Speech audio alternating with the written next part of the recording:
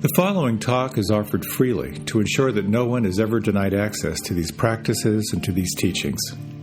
If you feel inspired to make a donation to support this offering, you can go to my website at jonathanfoust.com. While you're there, you can also sign up for a monthly newsletter designed to support you in your practice. Thank you and enjoy.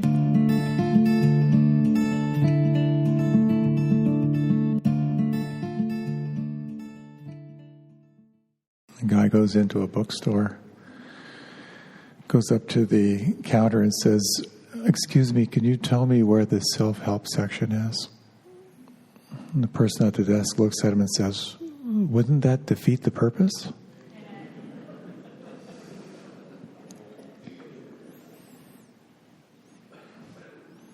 Supposedly that's a true story. I wonder if the person regretted saying that. Probably not. But I do want to talk a little bit about the theme of regret.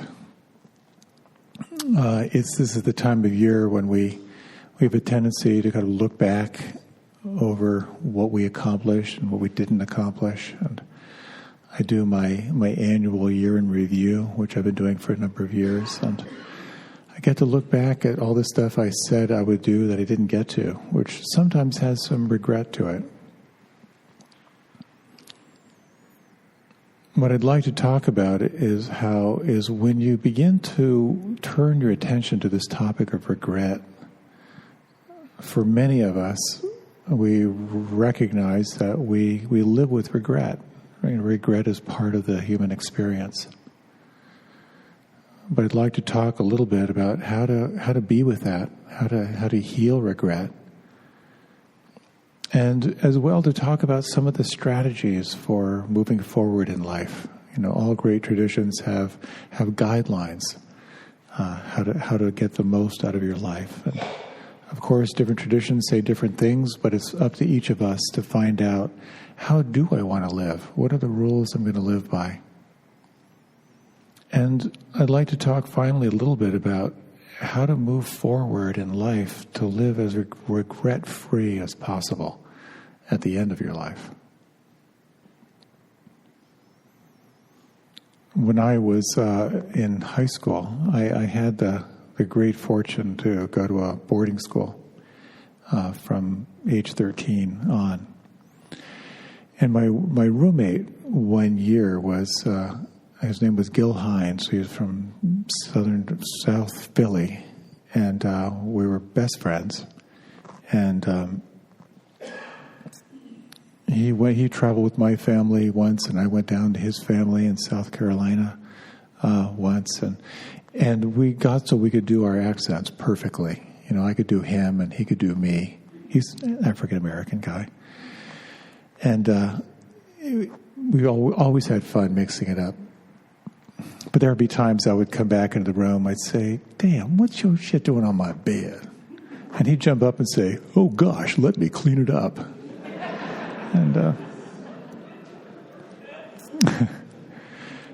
we fell out of touch, as happens. And this was a number of years ago. I got an email from him just saying he'd like to connect. And we emailed back and forth a little bit, and I was really, really busy. And then I kind of let it go. And then he called me. And I didn't return the call. And then I found out that he had been dying of cancer. And sitting with that regret of someone who had been such a dear friend and being too busy to respond was something that I really sat with and still sit with for a long time. Regret is a big part of life, and you may know there's a beautiful book written about the regrets of the dying. And the number one regret of the dying is I wasn't true to myself. And some others, I wish I didn't work so hard. I wish I didn't hold back my feelings. I wish I'd stayed in touch with friends. I wish I had cared less about what other people think of me. I wish I didn't worry so much. I wish I had taken better care of myself. I wish I didn't take life for granted. And I wish I lived more in the now. And you can feel the regret in that, like the deep regret. How is it that we fall out of living a life we want to live and fall into the trance of being someone who's on their way somewhere or missing like the deepest intuitive callings that we have? A recent study on regret, 18% of people regret past romance or lost love, 16% family-related, education 13%, finance, parenting 13 and 10%. Like half of our relationships, half of our regrets are connected to our relationships. And it's interesting how when you look at regret, there are really two kinds of regret. What is the regret for the things we did but wish we hadn't done? That's like choosing a practical and safe job rather than the one you are called to, or being unskillful in taking care of your body, marrying someone who was safe but not enlivening, choosing a job that gave you more money but less time to be with family, joining a group of friends that you know isn't really good for you. So those are the actions you take that you regret. But then there are all the things we didn't do that we could have done. And the list here tends to be longer. And again, in some of the interviews, the people are saying, not standing up to the bullies in my life, not staying in touch with good friends from childhood, not putting my phone away, breaking up a relationship with someone that I really loved, not applying for the job that I really wanted, not going on more trips with family and friends, not spending more time with kids, not burying the hatchet with a family member, not trusting the voice in the back of my head, not having the courage to speak at a funeral, not visiting a friend before he died, not learning another language. It's much, much harder to heal the regrets of inaction. And so the regrets of inaction, of not taking the next step, possibly missing out on something, these are the deepest regrets that we carry inside.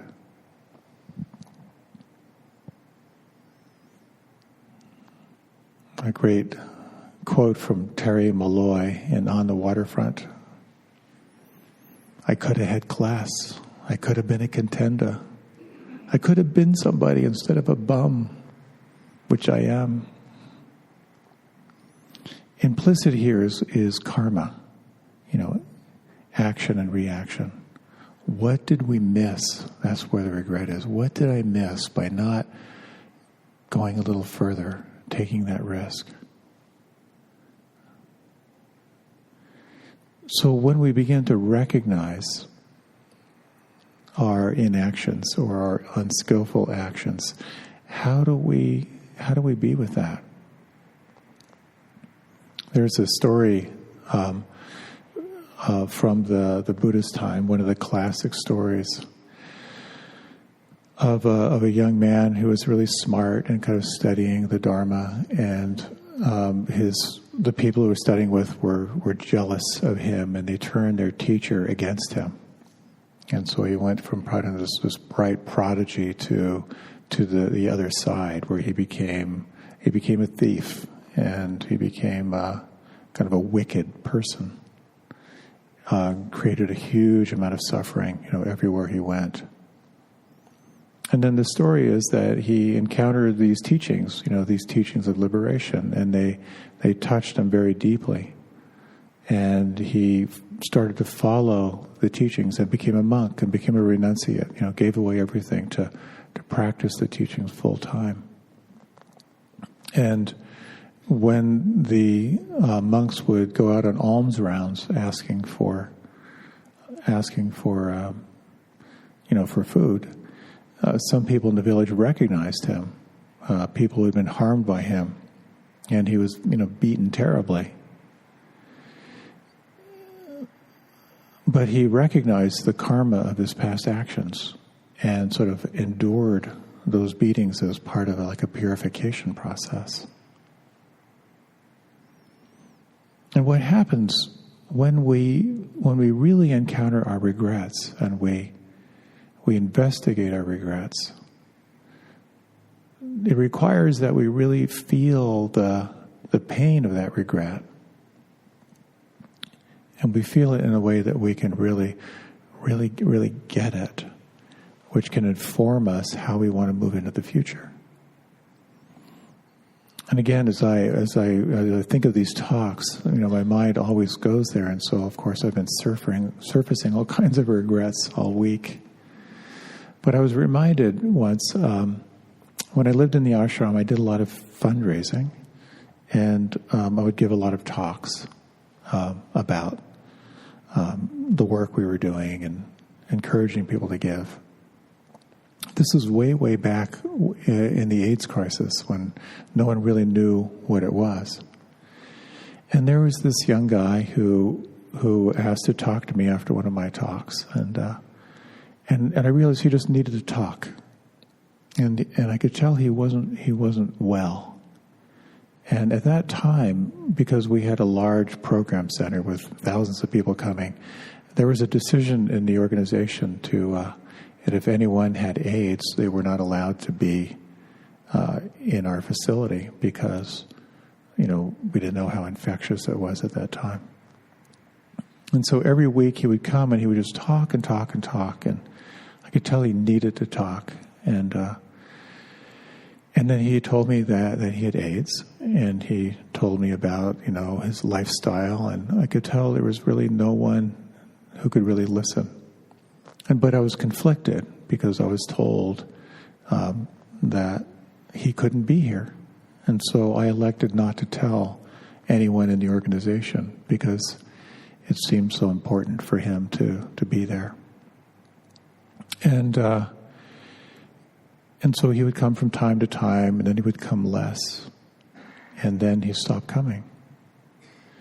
And again, at a very, very busy time in my life, I realized that I never followed up. I never tracked him down. And again, just that sense of regret, that again, I got swept away by the busyness of my life. And here was someone who was very present in my life and then drifted away. And I realized how easy it was just to stay busy. But the challenge was to really feel that, to kind of feel my own insensitivity, my own unwillingness to really, really deeply feel what he was going through at the end of his life, and my lack of following up. But what arose from that was a very, very deep intention to be more sensitive in the future, to really see when people are suffering, to slow myself down, to have that intention, to slow down and be more present.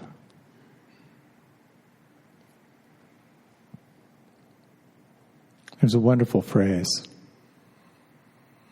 Of course, when there is regret, there's some lack of forgiveness toward ourselves.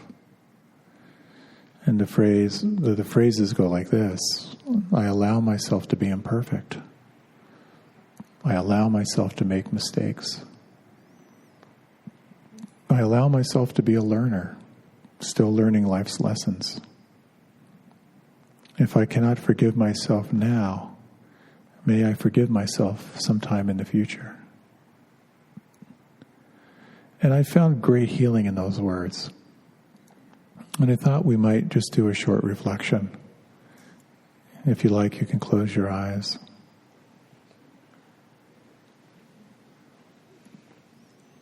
And we're just going to do just a little reflection on something where you may feel some regret in your life.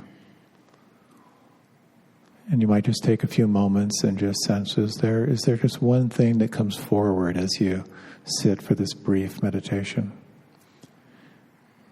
You might elect not to take on the massive regret you're holding if it feels like it's too much. But something that you feel sorry for. And you might take a moment to close your eyes, and it can be helpful to draw it a little bit closer. If you can create a representative image, a still image or a moving image that represents this issue.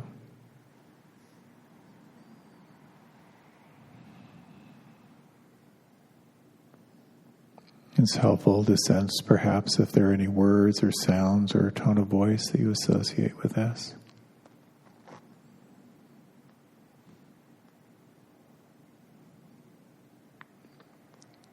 And if it feels okay, if it feels safe, you might begin to sense what it feels like inside as you think about this. Can you locate that feeling on the inside?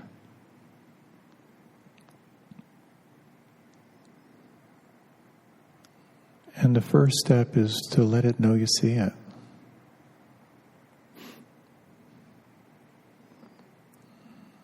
And can you be with it for a little while?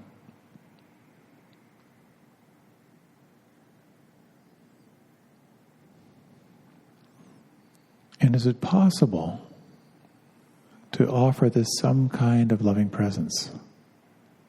Some empathy or kindness or compassion?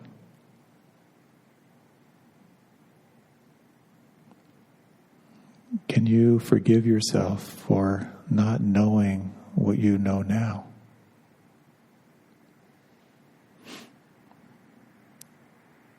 And you might reflect on these phrases, either just repeating them internally or letting them kind of wash through. I allow myself to be imperfect. I allow myself to make mistakes.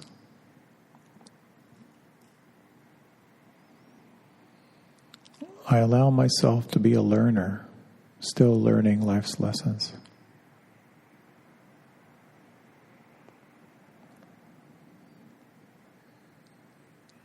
I forgive myself. If I cannot forgive myself now, may I forgive myself sometime in the future.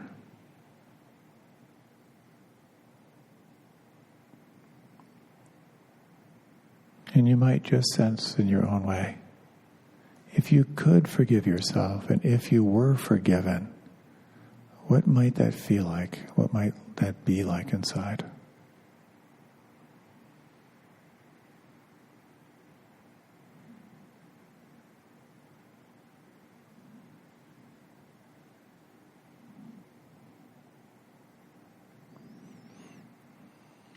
If in your regret you may have harmed another, you might explore the following phrases. Please allow me to be imperfect. Please allow me to make mistakes. Please allow me to be a learner, still learning life's lessons.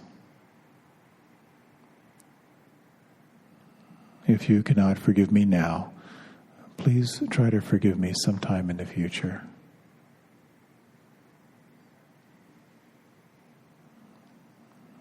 And if you were forgiven, just imagine or feel what that would feel like.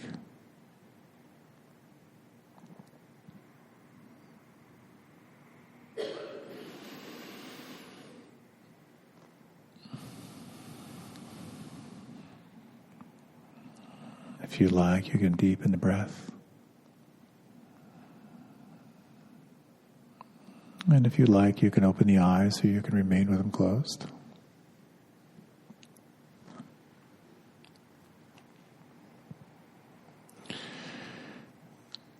Quite often we go through life accumulating regrets without taking the time to really let them heal.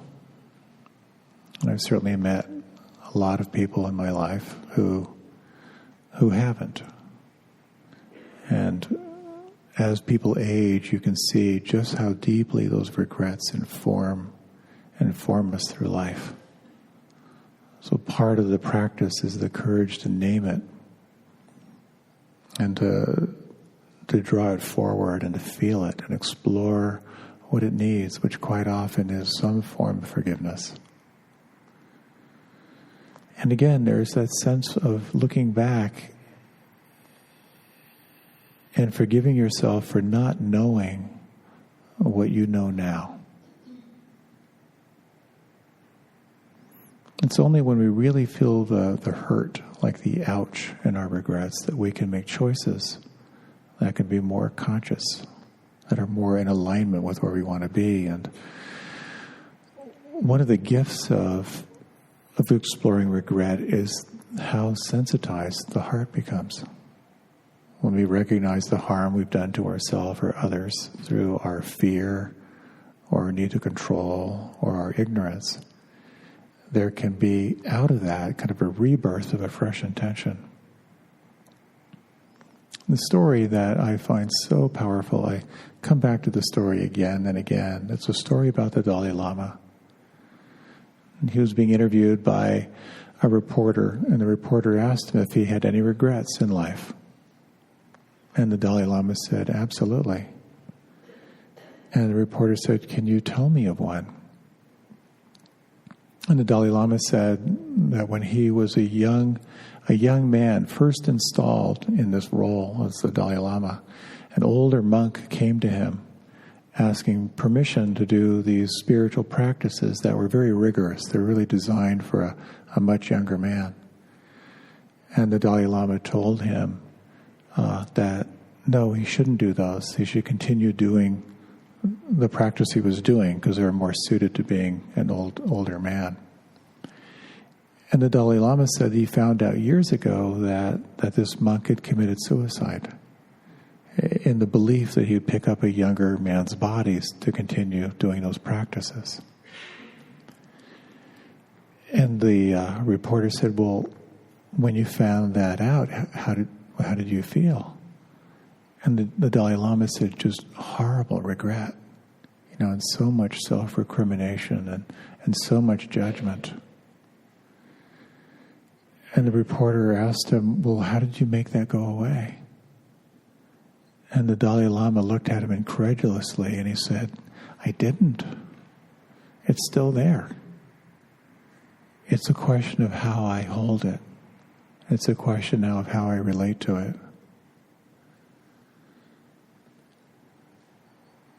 And I love that story. Because when I look back at my regrets, the things I really wish I had done differently, they're still there. But if I can really feel them and sense, given that, how do I want to live forward? What's my intention in living forward? There can be real clarity, clarity where there wasn't before.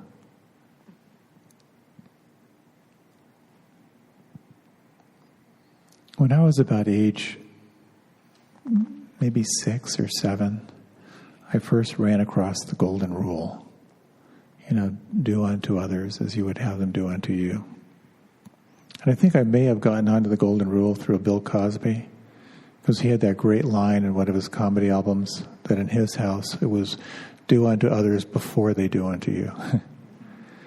But I remember hearing that, do unto others as you would have them do unto you. And I remember being so struck by the beauty of that, the perfection of that. And that sense of what if everyone lived that way? What an ideal world it would be. I remember that so clearly, being struck by that. And so many of the great world traditions, some of them have the golden rule kind of as their basis, but they all have guidelines. All great traditions have as their foundation these ethical guidelines on how to live. Things to avoid and things to practice. So we have the 10 Commandments, of course, in Christianity. In Islam, there's a whole code of conduct.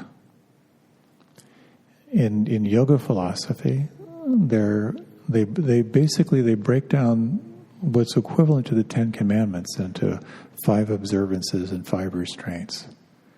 The things you do, they're going to cultivate a more wholesome state, and the things you don't do because they're going to pull you away from what might be most important in your life.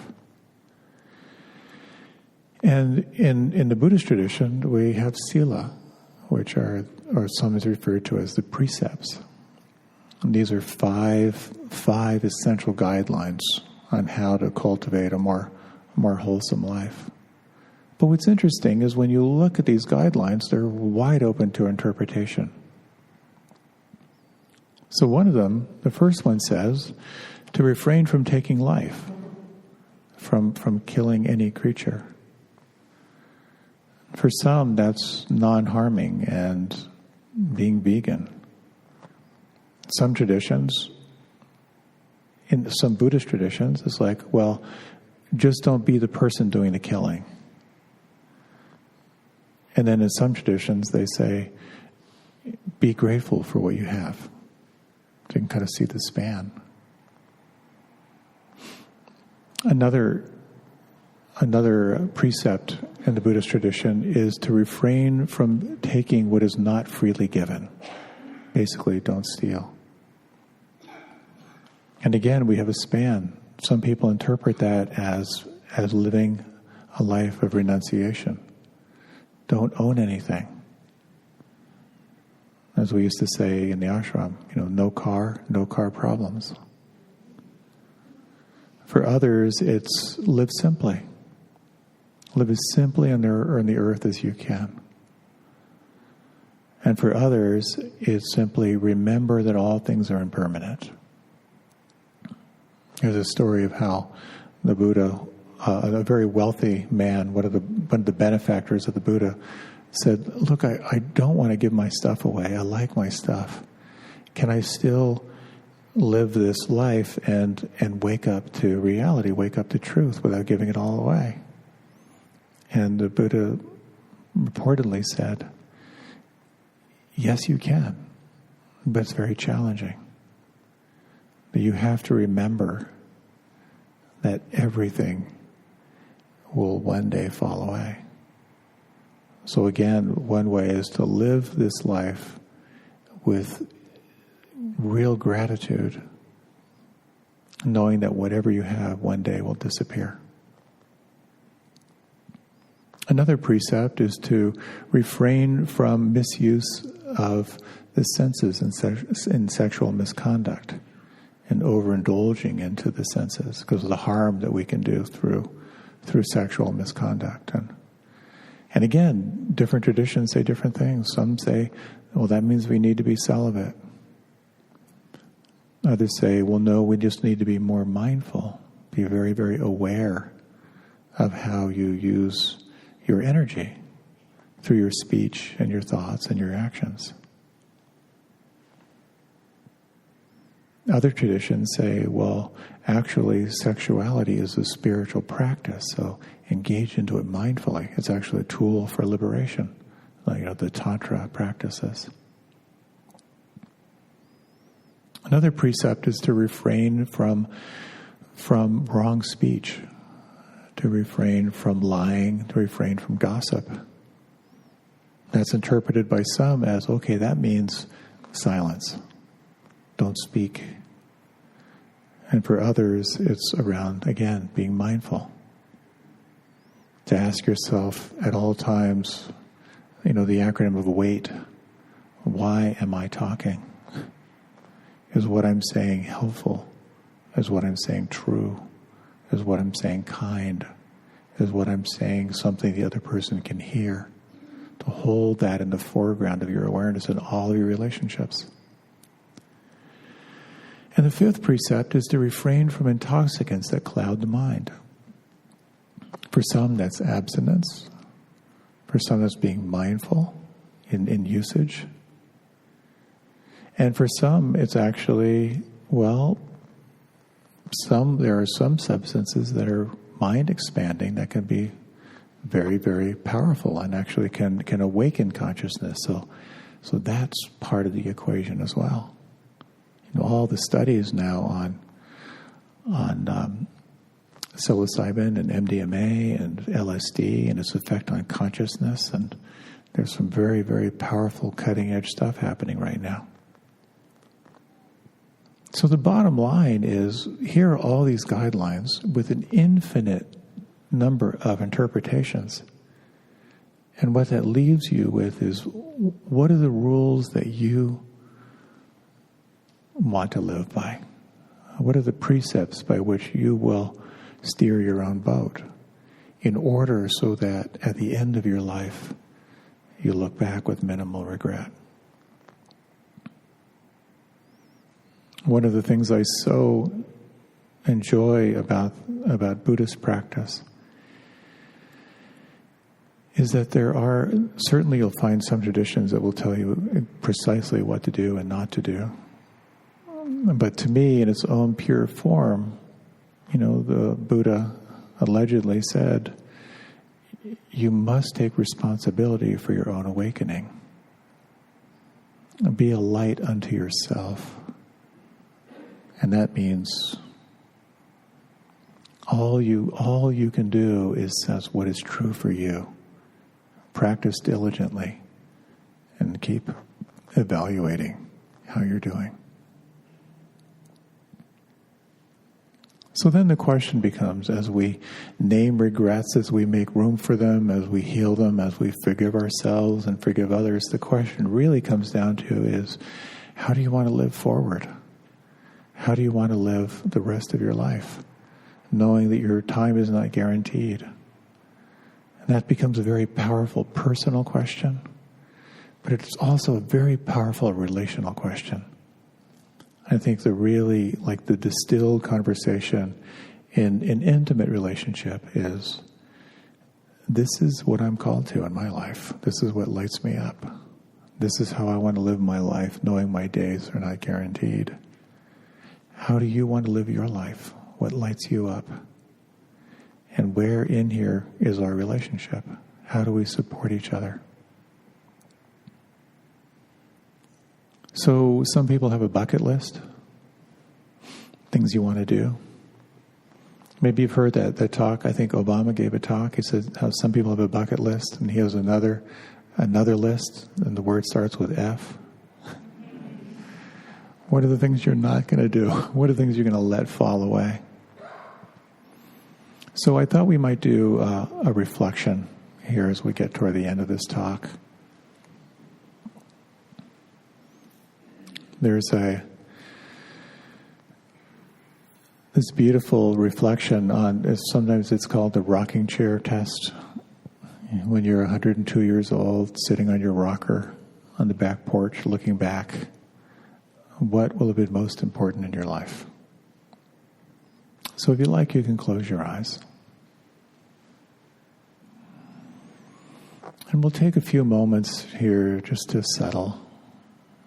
You might slow down and deepen your breath.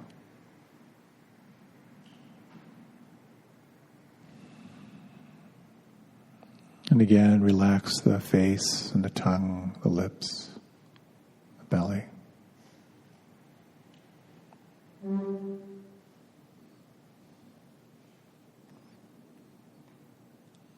One of the more powerful practices I run across to help inform my intention is to reflect on how I want to feel at the end. And you might choose a time in the future. Maybe since we're here at the new year, maybe it's 1 year from now. Or you might even just imagine as you're coming into your last breaths. Find a time in the future. And you might ask yourself, how do I want to feel at this time? Slow down, deepen your breath. Take some time to investigate this. How do you want to feel?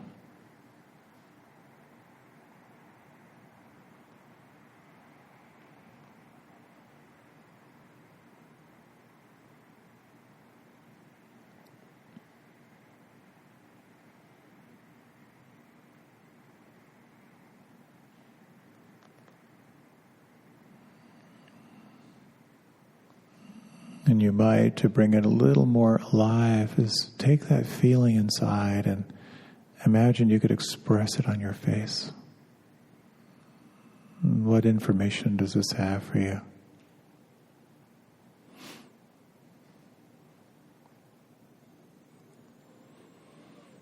And if that version of you in the future could offer you some advice now, what would it say? What does it want you to know?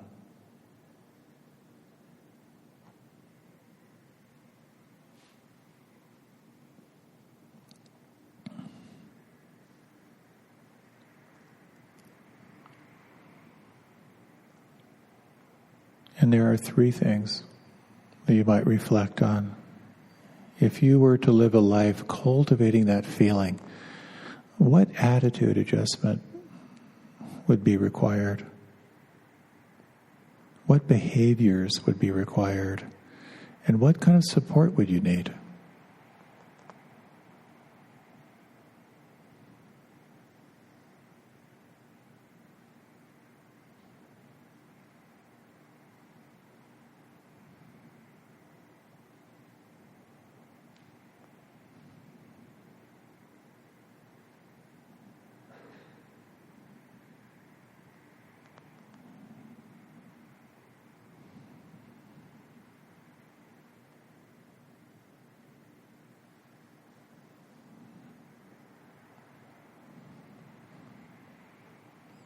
You might now begin to slow down and deepen your breath once again. And again, just make contact with how you would like to feel. And you might inquire if that feeling is not here right now in some form.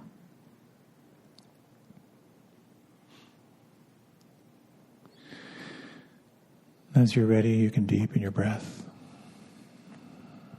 And if you like, you can open your eyes. I found in my experience and in my practice that